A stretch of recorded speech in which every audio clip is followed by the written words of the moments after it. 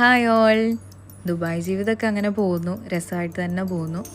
അതിൻ്റെ കൂടെ ഈ ജോലി നോക്കൽ ഇച്ചിരി പണിയാണ്, ബട്ട് അതും നന്നായി തന്നെ പോകുന്നു. അപ്പോൾ ഇന്ന് ലഞ്ചിന് നമ്മുടെ സ്പെഷ്യൽ ചെമ്മീൻ കറിയാണ്. അതെങ്ങനെയാണ് ഉണ്ടാക്കുന്നതെന്ന് ഒന്ന് നോക്കാം. അപ്പോൾ ആദ്യം ഇപ്പോൾ ഈ കണ്ടതുപോലെ പാനിലേക്ക് വെളിച്ചെണ്ണ ഒഴിച്ചിട്ട് കടുക് പൊട്ടിച്ചു, സവാള ഇട്ടു, ഇഞ്ചി ഇട്ടു, വെളുത്തുള്ളി ഇട്ടു. അത് നന്നായിട്ട് വയറ്റാം, നമ്മുടെ സാധനങ്ങൾ തന്നെ. ഇതിപ്പോൾ അത് കഴിഞ്ഞിട്ടൊരു ചായ കുടിക്കുന്ന രംഗമാണ്. അത് കഴിഞ്ഞിട്ടൊരു പച്ചമുളക് ഇട്ടു, അത് നന്നായി വയറ്റാം. അത് കഴിഞ്ഞിട്ട് നമ്മുടെ പൊടികളൊക്കെ പോകാനുള്ള സമയമായിട്ടുണ്ട്. ആദ്യം തന്നെ മഞ്ഞൾപ്പൊടി കുറച്ചിട്ടിട്ടുണ്ട്. പിന്നെ അത് കഴിഞ്ഞിട്ട് മല്ലിപ്പൊടി ഇടുന്നു. അത് കഴിഞ്ഞിട്ട് ഇനി മുളക് പൊടിയുടെ വരവാണ്. മുളക് പൊടിയും കൂടി ഇട്ടിട്ട് ഈ 3 പൊടികളെ വേണ്ടൂ. ഇത് 3 ഇട്ടിട്ട് നന്നായിട്ട് വയറ്റുക. ദുബായിൽ ഇപ്പം നല്ല ചൂടാണ്, അടുക്കളയിലൊന്നും നിൽക്കാനേ പറ്റില്ല. അപ്പോൾ പൊടികൾ നന്നായിട്ട് മൂക്കുന്നവരെ നന്നായിട്ട് വയറ്റുക. എന്നിട്ട് ഞാൻ കുറച്ച് ഉപ്പ് ഇടുന്നുണ്ട്.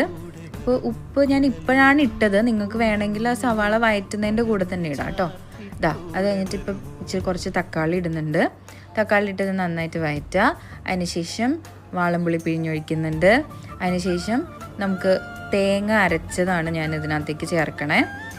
തേങ്ങ വേണമെങ്കിൽ നിങ്ങൾക്ക് പാല് പിഴിഞ്ഞും ചേർക്കാം, പക്ഷെ ഞാൻ എളുപ്പത്തിന് തേങ്ങ അരച്ച് ചേർക്കണമെന്നേ ഉള്ളൂ. അത് കഴിഞ്ഞിട്ട് നമ്മുടെ ഹൈലൈറ്റ് ഐറ്റം ചെമ്മീൻകുട്ടന്മാരെ നിരത്തുക. കഴിഞ്ഞിട്ടൊന്ന് നന്നായിട്ട് തിളപ്പിക്കുക. ഒരു 3 to 5 minutes മാക്സിമം തിളപ്പിച്ചാൽ മതി. ഇത് നിങ്ങൾക്ക് എല്ലാവർക്കും അറിയാമായിരിക്കുമല്ലോ, നമുക്ക് ഒരുപാട് അത് വേവിക്കാൻ പാടില്ല എന്നുള്ള കാര്യം എല്ലാവർക്കും അറിയാമായിരിക്കുമല്ലോ. അത് കഴിഞ്ഞിട്ട് നല്ലൊരു ഫ്ലേവറിന് വേണ്ടിയിട്ട് കുറച്ച് കറിവേപ്പിലയും കുരുമുളക് പൊടിയും കൂടി വിതറിയാൽ സംഭവം സെറ്റ്.